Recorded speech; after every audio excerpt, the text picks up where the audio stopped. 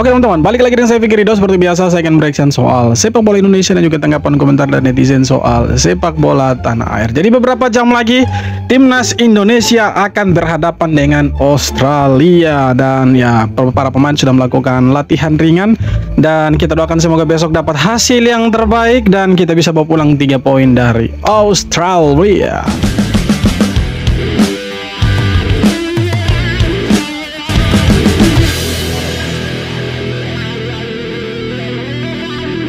Sama-sama punya kualitas buruk. Media Australia bilang pelatih Indonesia dan Australia sebagai mediocre. Media Australia, yaitu The Roar, datang dengan tajuk sebuah berita yang cukup berani. Mereka menyebut Patrick Kluivert dan pelatih Australia Tony Popovic sebagai pelatih mediocre. Kluivert disebut mediocre karena perjalanan karirnya sebagai pelatih yang buruk. Sedangkan Popovic disebut mediocre karena pemilihan pemainnya yang kurang meyakinkan. The Roar menambahkan pertemuan kedua pelatih mediocre itu membuat mereka bertanya ke orang-orang apa yang mau ditonton dari laga pertemuan keduanya. Karena itu, mereka fans Australia sama dengan Indonesia, sama-sama khawatir dengan kualitas pelatih baru timnasnya masing-masing. Ya, yang penting kita bisa dapat 3 poin dari Australia lah ya. Karena harapannya kita bisa setidaknya imbang. Ya, kita realistis saja walaupun kita punya pemain-pemain baru yang cukup berpengalaman di Eropa, tapi kita cukup realistis. 1 poin sudah lumayan dan 3 poin dari Bahrain di GBK itu harga mati. Tapi kalau kita dapat 3 poin di Australia ya syukur gitu. Ya, terlepas dari mediocre atau tidaknya pelatih timnas Indonesia, memang kalau kita lihat secara pengalaman dia ketika melatih sebuah negara pun ya tidak terlalu ya cemerlang gitu.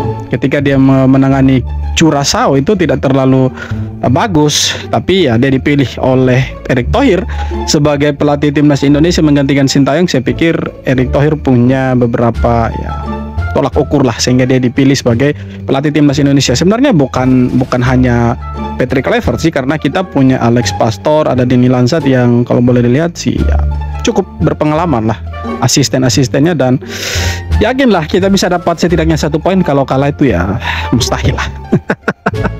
Percayalah, timnas Indonesia akan bantai Australia di kandangnya sendiri. Apa benda ni weh? Akhirnya tiba juga pertandingan yang ditunggu-tunggu. Pelatih baru, era baru, semangat baru. Misi tetap sama, lolos ke Piala Dunia. Indonesia versus Australia. Tahukah anda ada 149 negara yang berebut nasihatkan pertandingan ini? Keren banget guys. Inilah 3 alasan mengapa Keren banget guys.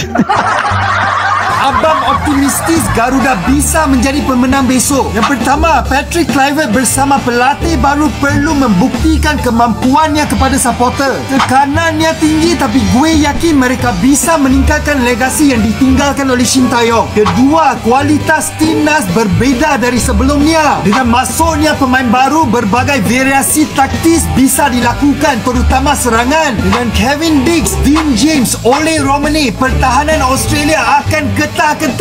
Ditambah dengan Joey Pelupesi yang akan bermain sebagai gelandang bertahan, maka pemain favourite abang Tom Hay bisa fokus pada playmaking. Pesta gol guys. Dan yang terakhir, Australia mengalami krisis cedera. Beberapa pemain kunci tidak ada, terutama di area pertahanan, dan ini menjadi keuntungan bagi timnas Indonesia. Tebakan abang, Indonesia menang 2-0. Gimana geng? Pemain timnas semangat, abang semangat. Adakah kalian juga semangat?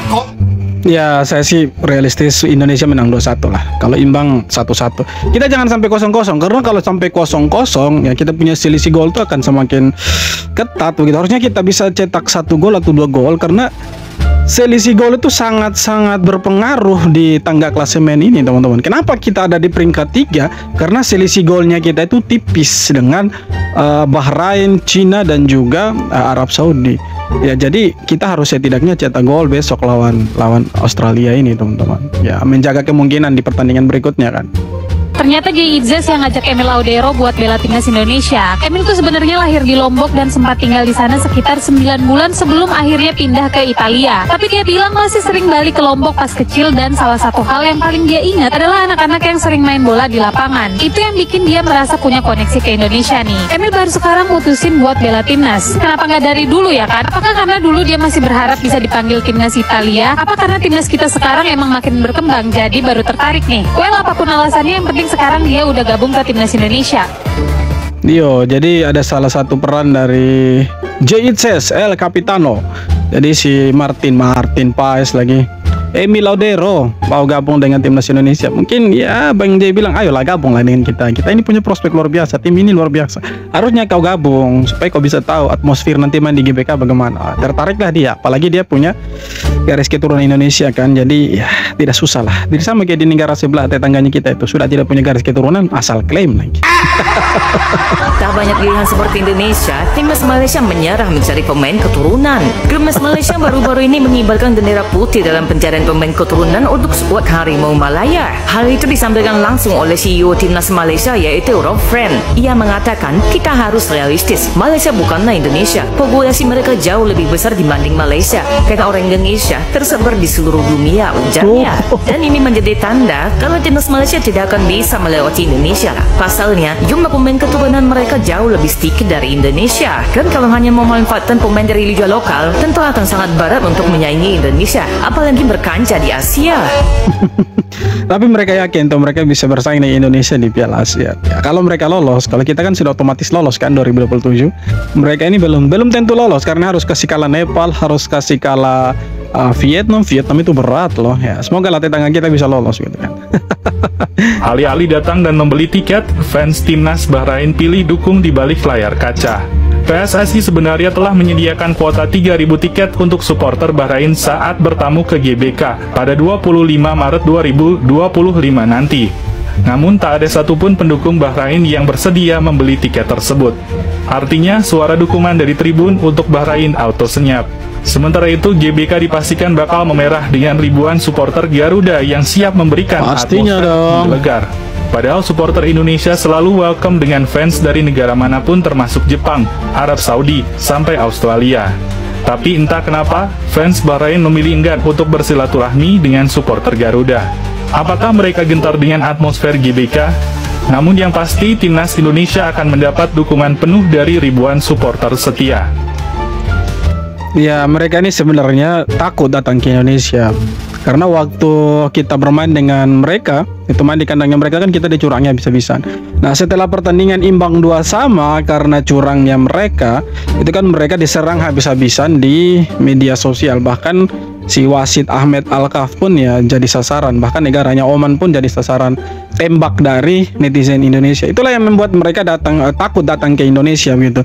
Tidak hanya netizennya, netizen supporternya saja, bahkan pemain-pemainnya pun itu minta ke PSSI untuk siapkan ya kerantis, ke kendaraan taktis supaya mereka tuh naik kerantisnya saja, bukan naik bis seperti negara-negara lain seperti Australia, seperti Jepang, seperti Arab Saudi. Mereka itu minta rantis men. Jadi mereka datang ke sini tuh ketakutan. Mereka sudah takut duluan gitu. Walaupun mereka bilang kita lawan Indonesia, kita wajib menang di Indonesia, tapi kalau kita lihat mereka ini sebenarnya takut duluan karena mereka datang ke sini itu ya mereka bawa beban pikiran gitu. Mati kita dari supporternya Indonesia, bisa saja mereka bertindak anarkis nanti. Padahal ya Pak Erick Thohir sudah meyakinkan mereka punya federasi kan. Waktu itu mereka sudah kirim utusannya mereka dari Bahrain datang ke Indonesia supaya bicara dengan Erick Thohir selaku presiden federasi untuk menyiapkan kendaraan taktis untuk mereka dan ya supaya ada kenyamanan atau keamanan yang lebih lah untuk mereka. Tapi Pak Erick Thohir sudah yakinkan mereka bahwa mereka datang ke sini, supporternya itu akan ya supporter kita itu akan welcome dengan mereka, tidak akan buat apa-apa ke mereka gitu. Tapi mereka tidak yakin. Nah, itulah yang membuat supporter mereka tidak mau datang ke sini. Bahkan disiapkan 3.000 tiket pun mereka tidak ada yang mau beli, nihil, nol. Lebih baik kasih saja ke supporter Indonesia biar semua sisi stadion itu dipenuhi dengan ya supporter Garuda semua. Jangan ada supporter Bahrain itu. Biar mereka merasakan bagaimana nerakanya GBK, Gelora Bung Karno. Kita buat mereka jadi lautan api. Bergelora, Gelora Bung Karno. Supporter Bahrain takut ke Indonesia. 3.000 tiket yang sudah disediakan tak ada yang mau mereka beli. Direktur Utama PT GSI, Marshal Masita mengonfirmasi kebetulan stok untuk mereka 3.000. Tapi sampai dengan hari H mereka tidak ambil sama sekali. Jadi ya kita nggak bisa nunggu, harus sesuai deadline. Jadi kuota tiket tersebut kita alihkan ke supporter umum dan sudah kita umumkan. Sudah kita kasih kesempatan, tapi sampai dengan tenggat waktu mereka juga nggak ambil, ucap beliau. Sebelumnya Federasi Sepak Bola Bahrain sempat mengajukan untuk untuk bertanding di tempat netral. Namun AFC dan FIFA tidak setuju, jadi tetap aja bakal main di GBK. Lagian kenapa sih takut banget ya sama supporter King Indo? Tenang, kami ramah kok. Ya. Ramah kalau mereka datang ke sini tidak guling-guling, tidak cari hal, tidak macam-macam. Tapi kalau sudah macam-macam, hilanglah kita punya ramah. Ya kan kita ini bukan manusia super yang bisa tahan sabar kan. Tapi ya tenanglah, supporter Indonesia itu baik-baik semua kan. Tidak ada yang seperti supporter dari negara lain yang ricuh ya. Seperti padahal mereka punya supporter ini yang kurang ajar sebenarnya kan. Itu bahkan waktu Jepang main di sana itu mereka laser matanya pemain Jepang tuh. Bahkan ketika mereka nyanyi lagu kebangsaan pun itu supporternya itu ya seperti mengolok-olok, menghina-hina gitu. Lalu mereka ini yang kurang ajar. Ketika mereka datang ke orang punya negara, mereka justru cari hal gitu. Mereka buat sesuatu yang buat kita jengkel juga. Yang lucunya begitu, mereka ini main curang di mereka punya kandang itu Indonesia biasa saja begitu. Tapi ketika waktunya mereka untuk datang ke Indonesia, untuk away ke Indonesia, mereka tuh malah tidak mau. Mereka minta untuk main di tempat netral. Ya untungnya AFC tidak mau untuk ya memenuhi permintaannya mereka. Ya walaupun ya ketua Federasi AFC juga itu kan orang Bahrain kan. Ya ketuanya itu, presidennya itu orang Bahrain. Ya syukurlah dia tidak mau. Kalau sampai dia mau ya berarti betul AFC penuh dengan mafia gitu. Syukurlah dia tidak mau dan ya akhirnya tanggal 25 resmi bermain di Indonesia dan 3.000 tiket sudah dipersiapkan tapi mereka tidak ada yang membeli. Ya karena takut dengan supporter timnas Indonesia. Matilah kau berani kau macam-macam ya kan. Takut sambangi Indonesia 3.000 tiket GBK khusus pendukung Bahrain gak ada yang beli. Nampaknya para pendukung Bahrain sadar akan kemarahan Indonesia ke mereka. Pasalnya PSSI melalui PT Garuda Sepak Bola Indonesia sudah menyiapkan 3.000 tiket untuk pendukung Bahrain menonton laga Indonesia versus Bahrain di GBK. Namun dari Federasi Bola Bahrain tak mengambil 3.000 jatah tiket itu sampai batas waktu yang ditentukan. Hingga pada akhirnya PSSI menjual kembali slot 3.000 tiket itu ke masyarakat umum. Otomatis GBK pada tanggal 25 Maret mendatang akan full pendukung timnas Indonesia. Ya tanggal 25 kayaknya tribun di GBK itu tidak ada yang kosong, pasti penuh semua tuh, penuh, yakin sih penuh. Akhirnya pemain Heritage Harimau Malaya sudah tiba. Betul ke atau scam lagi? Jom aku kongsikan. Hector Hermes Serrano dari klub Portimonense Portugal berumur 28 tahun dan dilahirkan di Overshutten, Belanda, bermain sebagai attacking midfielder menjadi pemain terbaru untuk Harimau Malaya. Tapi apa yang menariknya, klub rasmi Hector Hermes sendiri yang mengumumkan pemain ini bakal menyarung jersey Harimau Malaya, kemudian baru disahkan oleh Tuanku Mahkota Juru. Laporan ini sudah menggambarkan ada progres tentang peningkatan Harimau Malaya yang akan menempuh kelayakan Piala Asia 2015 ini. Dia baru dapat satu pemain, dia sudah bilang ada peningkatan. Ya, apa halnya benda kita ini? Kita ini sudah dapat ya balasan pemain, tapi kita tidak bilang peningkatan. Dia baru satu pemain, dia sudah bilang peningkatan. Apa benda nih weh? Diminta untuk tidak tendang pemain Bahrain, Hübner bilang nggak janji. Ya itulah pernyataan dari Justin Hübner. Ya benar-benar preman ini Justin Hübner ini. Ramosnya Indonesia dia nih. Ditanya soal laga lawan Bahrain, dalam wawancaranya bersama Bung Harpa di riwayatnya di Bandara Sydney, Bung Harpa meminta Justin agar tidak menendang pemain Bahrain, meminimalisir agar dirinya tidak dapat kartu merah. Namun Justin Hübner enggan berjanji soal itu. Saya nggak janji, jawab Hübner sambil tertawa. Namun dia mengatakan bahwa dia akan memberikan yang terbaik untuk laga lawan Bahrain pada tanggal 25 Maret mendatang. Ya semoga lah dia tidak kena kartu merah lagi. Ini dia salah satu premannya timnas Indonesia. Nanti kita lawan Cina nih harusnya dia bermain. Ya pilihannya berat sih karena di belakang itu ada Messi Hilgers ya kan, ada Rizky Ridho. Tapi kalau kita lihat Justin Hübner selalu jadi pilihannya Sintayong waktu itu. Apakah nanti besok dia tetap menjadi pilihannya Patrick Kluivert atau justru dia dicadangkan nanti? Tapi besok berat-beratnya prediksi saya paling di belakang itu kalau dia pakai 4-3-3 maka di tengah itu pasti Bang J ya kan, Messi Hilgers, kemudian di kanan Kevin Dix, di kiri Calvin Verdong, kemudian di tengah Tom Hey, kemudian Joy Pelupesi dan ya Marcelino lah sebagai free roll IMF kan. Di depan bisa pakai Eliano Renders atau Bagaskara. Ya Bagaskara kan nomor 9 pasti akan diisi sama oleh Romain. Ya bisalah Egy Maulana Fikri atau Eliano di sisi kanan dan di sisi kiri Dian James, karena Dian James itu dia bisa bermain di ya, bagian kiri lah. Oke lah, jadi saya pikir itulah prediksi starting line up-nya besok. Justin Hübner mungkin akan cadangan. Dan yang menarik di sini kipernya nih, kiper yang berat ini. Tapi feeling saya beratnya ke Martin Pasi. Untuk Emil Audero mungkin nanti bermain di tanggal 25 lah lawan Bahrain. Bisa saja dia main lawan Bahrain. Karena untuk besok ini saya pikir Patrick Kluivert tidak akan mengambil risiko, tidak akan merombak total starting 11. Jadi kemungkinan pemain-pemain yang sering starting 11 di eranya Sintayong itu akan tetap ya dipakai besok.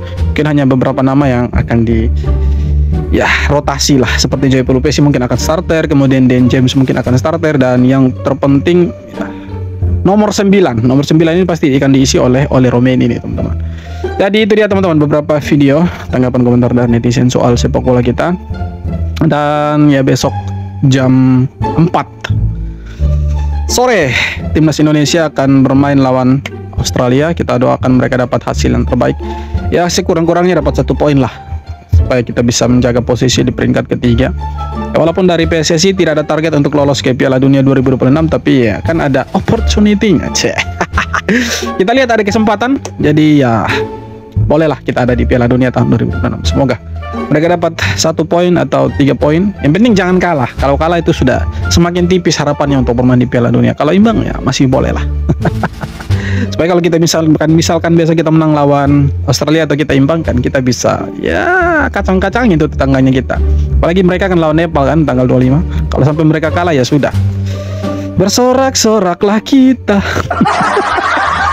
Oke teman-teman, sekian video kali ini. Terima kasih banyak sudah nonton dan jangan lupa subscribe.